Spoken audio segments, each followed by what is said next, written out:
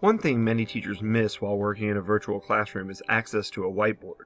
Whether using a smartboard, Promethean, or simple dry erase board, being able to provide instruction to visual learners with diagrams, outlines, or written work is an essential tool educators have used for decades. This is an online tutorial for using the whiteboard software AWWApp. They are available at AWWApp.com. And the nice thing about AWWApp boards is that they offer a lot of flexibility in terms of the types of things that you can put on the board, from lines or arrows to shapes, text, and even post-it notes. Let's take a look at the control panel on the left-hand side of the board. By clicking here on the drop-down menu at the All Board navigation, you can see that there are many options for saving a board, duplicating a board, deleting or renaming a board, or opening a saved board. You also can create boards from templates that AWWApp provides, or create a new board, as we will do here. Now you'll see we have an unnamed board. The first thing you'll want to do is give your board a title. We recommend making a distinct board for each class, as you will see we do here for a computer science class. You simply click on the unnamed board area in the navigation at the top left of the board and change the name to whatever you want it to be. The control panel for the All board appears here along the left side of the screen, and you can see that your first option is the Select tool, which is an arrow icon. With that tool, I can select individual items and move them around. I can select groups of items so that I can move larger parts of the board around. So this allows you to edit things that you have already placed onto the board.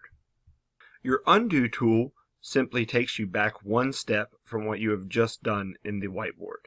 As I click here and walk through my Undo, you will see that my shapes move back into their original position.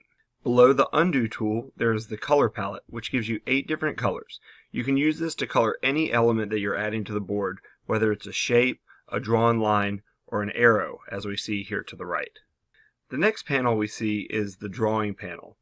If you drop this down, you'll see there are a number of tools listed under this panel, from the Pen tool, which is a very opaque and thinner lined drawing tool, the Marker tool, which is a slightly thicker drawing tool, but slightly less opaque.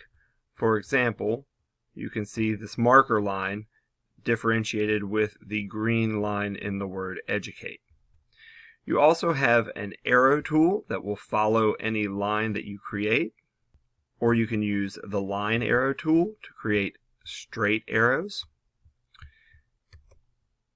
or the Line tool to simply create straight lines. And I will demonstrate changing the color so that you can see that all of these tools are editable by color and by size by using the pen size parameter here. Below the drawing tools are the deletion tools, and if I click there, you will see I have an eraser, which can also be controlled with a size parameter. And if I use that eraser, I can erase parts of any element that I've added to the screen. I also have an element eraser, which will erase entire elements that you see on the screen. For example, if I use my element eraser on this straight line arrow, the entire arrow will disappear. My Scissors tool will allow me to cut within a shape and cut off specific portions of a shape, as you see here. And finally, the Clear tool will take all items off of the screen. Below the Delete panel, you will see the Shape panel. There are 2 types of shapes you can use on the All board, a rectangle and an ellipse, and you can choose to either have it filled or have it empty. For example, here is a filled rectangle, and here is an empty ellipse. You can see that with my ellipse I can still see through the middle, so I can use that to highlight parts of the screen or to highlight things like this word Educate. Below the Shape panel is the Type tool, and when you click within your whiteboard, you can type. You have the option of changing the size of the font or the color of the font, and then you can type messages, which is really nice for making things very clear to your class, such as assignments. Using text is one of the features of the All board that many of our teachers have liked the most. Another way to highlight information is to use the Post-it tool, And see here, if I create a post-it, it's created in the color, and I can change that. And then I can type on my post-it note things like homework assignments. Below that post-it tool, you will see the upload tool. This is a really nice feature of all boards, as it allows you to upload an image or a PDF or a PowerPoint either from your computer or via a URL here in the Add tab. If I want to add, for example, a logo here, I can click, select my image, and place it here, and it becomes another element that I can move around the screen on my whiteboard. At the bottom left of the page, you will see the page numbers, which we advise that teachers use to differentiate days in each class.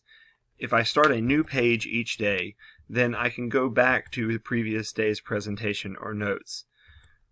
When I do this, I have all of the options again and a clear page that I can save here day by day.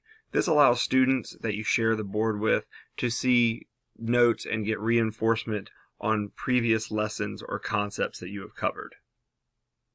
Now that you've created your board, you'll want to share it with your students or participants in your classroom. You can do this by going to the green Invite tab, and it gives you a link to share via an online classroom like Google Classroom or via Meet. It allows you to enter individual email addresses if you would like to share it that way.